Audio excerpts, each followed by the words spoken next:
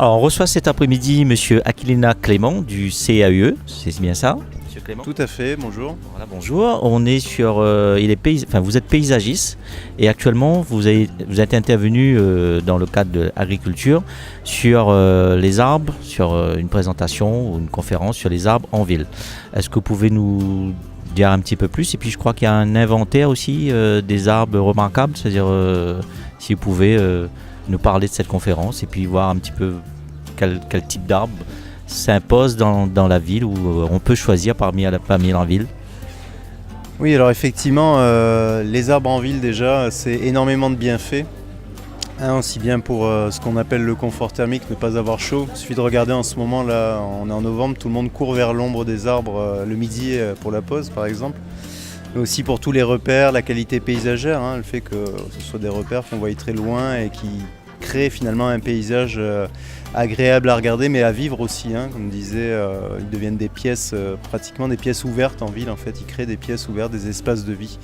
Donc les bienfaits sont nombreux, je ne vais pas tous les énumérer, mais c'est vrai qu'au CAUE, fort de ce constat de la nécessité d'avoir des arbres en ville, des bienfaits, pas qu'en ville d'ailleurs, même en campagne et bien évidemment en nature, on a décidé de lancer un inventaire des arbres remarquables de La Réunion qui est participatif, c'est-à-dire tout le monde peut participer, signaler un arbre. Et on a lancé ça il y a à peu près 1 an et demi, c'était fin mars 2016. Donc là, toute personne qui connaît un arbre qui paraît remarquable peut nous le signaler via un formulaire qui est sur notre site internet. Ensuite, on étudie les signalements et on choisit si les arbres sont remarquables ou pas. Voilà. Oui, vous pouvez juste nous rappeler le CAUE, le sigle? Oui, alors le CAUE, c'est une association, ça veut dire Conseil d'architecture, d'urbanisme et de l'environnement. Donc on siège à Saint-Denis, mais on travaille sur toute l'île, essentiellement des architectes et puis un paysagiste, donc moi en l'occurrence en tant que paysagiste, pour conseiller tous les porteurs de projets, sensibiliser à la qualité du cadre de vie, intervenir dans les écoles, faire des expos, faire des bouquins, et puis il y a tout le côté plus... comme je vous disais, accompagnement plus traditionnel sur dessiner, travailler sur les aménagements, les constructions, etc. Et l'arbre remarquable aujourd'hui, vous en avez recensé pas mal. Vous pouvez nous dire à peu près quel type d'arbre remarquable on en a? Ouais. Aujourd'hui, on est à 134 arbres. Il y en a une soixantaine en attente là, qui attendent à être étudiés. Parce que une fois que c'est signalé, recensé, après il faut prendre le temps de les étudier. Donc c'est une démarche assez longue quand même, mais qui permet d'être très carré, d'avoir beaucoup d'informations sur les arbres. On a 134 arbres, ces 134, si mes souvenirs sont bons, parce que des fois je perds un peu la mémoire, mais là j'en suis sûr, on a 39 de remarquables, on en a 70 qu'on a caractérisés de beaux, on en a 11 de curieux, et si je ne me trompe pas, 14 de signalés, c'est-à-dire qu'ils ne sont ni curieux, ni beaux, ni remarquables, mais qu'on le mérite quand même d'être mentionnés dans l'inventaire, parce que c'est une démarche participative, donc c'est quelqu'un qui l'a signalé, et à ses yeux, il faut parler de cet arbre. Un arbre qu'il faudrait parler? Je suis un peu chauvin, je suis dionysien, donc pour moi c'est très certainement le baobab des camélias.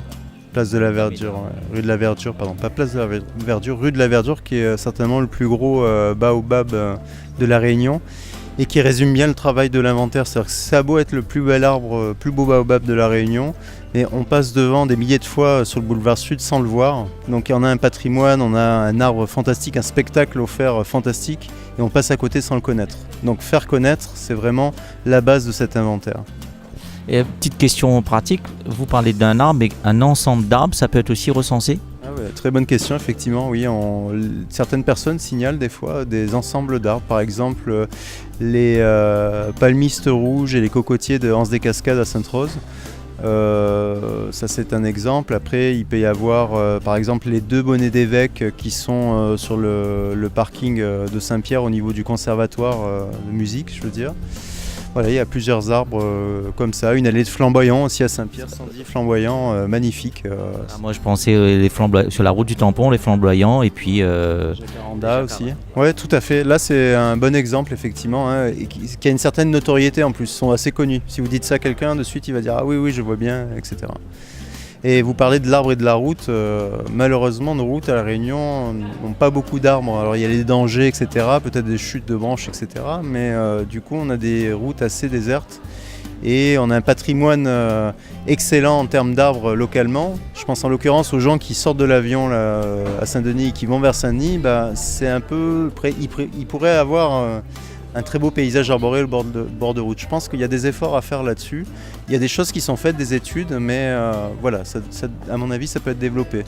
Par exemple, quand je parle d'arbres urbains, je pense de bord de route, je pense en l'occurrence, vous les connaissez c'est sûr, aux platanes de la plaine des Palmistes, qui est assez une curiosité locale. Il y a aussi un alignement de Champac, qui est un très bel arbre aussi, un peu plus bas, mais voilà. Malheureusement pour les platanes qu'on a un petit peu supprimé ou élagué un peu, à mon goût, mais bon.